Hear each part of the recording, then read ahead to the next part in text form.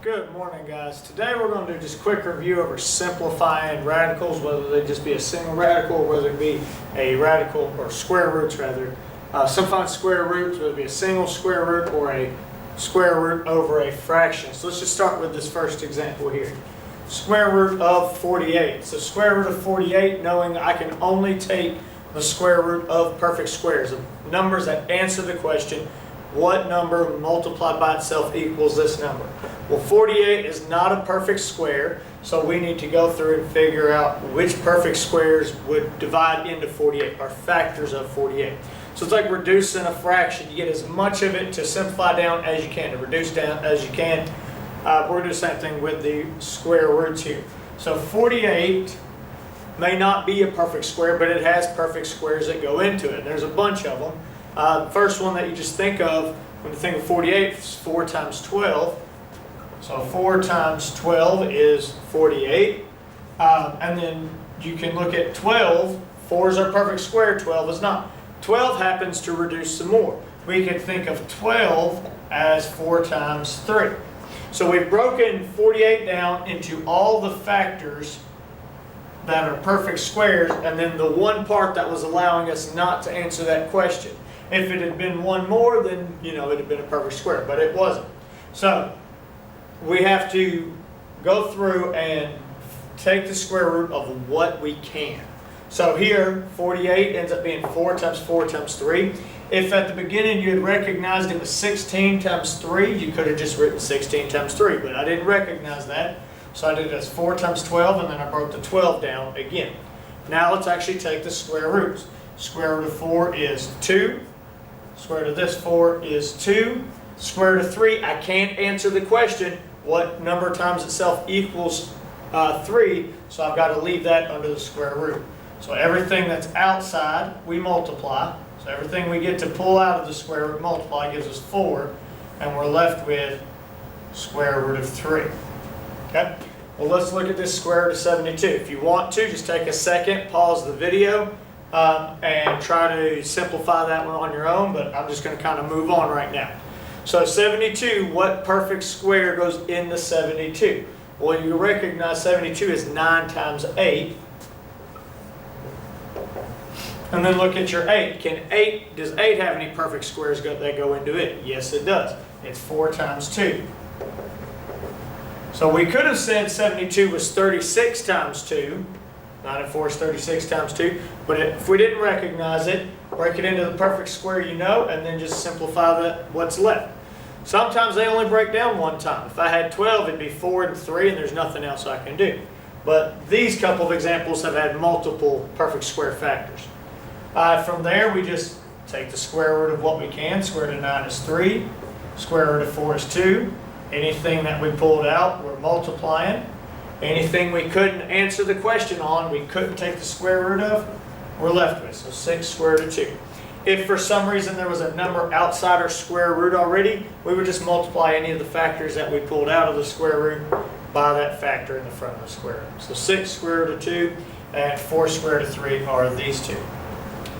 For the square root of 4/5, well, 4/5 itself is not a perfect square, so let's break it up. Let's make it square root of the numerator times square root of the denominator.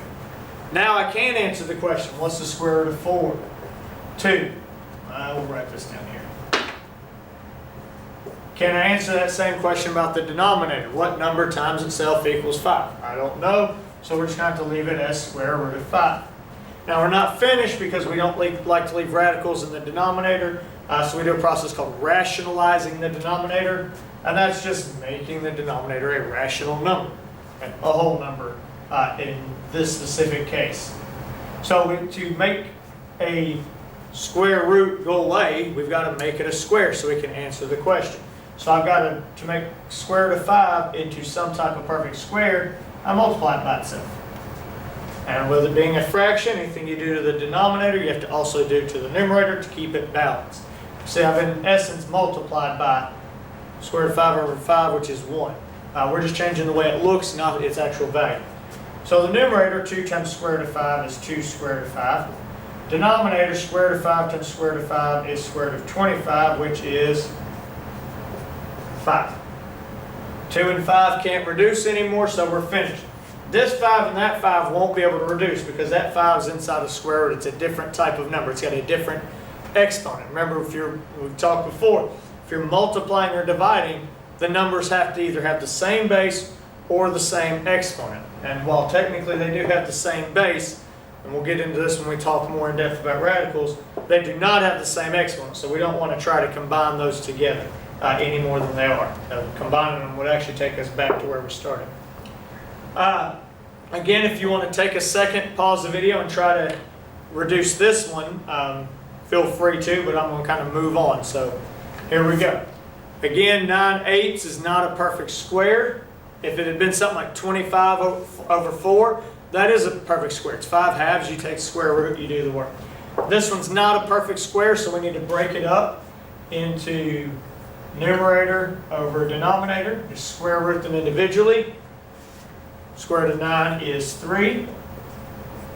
Square root of 8, I don't know, but I can simplify it. It's 4 times 2, right? Perfect square factor. So take square root of that 4, gives me a 2. So 3 over 2 square root of 2.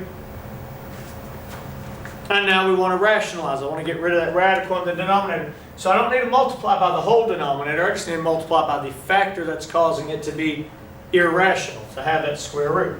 So it's just the 2 that I multiply by. So we go through 3 square root of 2 over 2 times the square root of 4.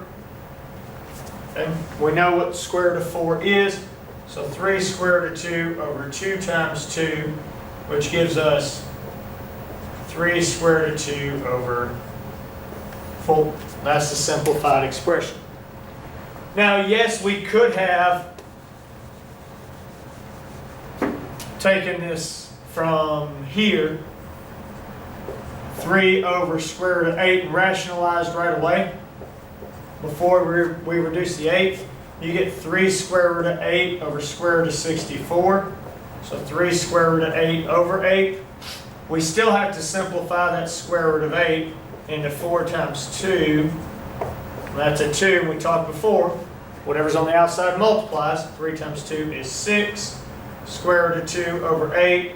And then 6 over 8 reduces to 3/4. Square root of 2 just kind of tags along. So you get the same answer whether you do your rationalize at the beginning and your simplify at the end, or whether you do your simplify of the radical at the beginning and you rationalize after that. You're going to get the same thing, but you just have to remember, can't leave a radical in the denominator, and all radicals must be completely reduced. Have all perfect square factors factored out of them, taking the square root out of them. That's our quick review over simplifying square roots, and I will see you in class tomorrow, guys.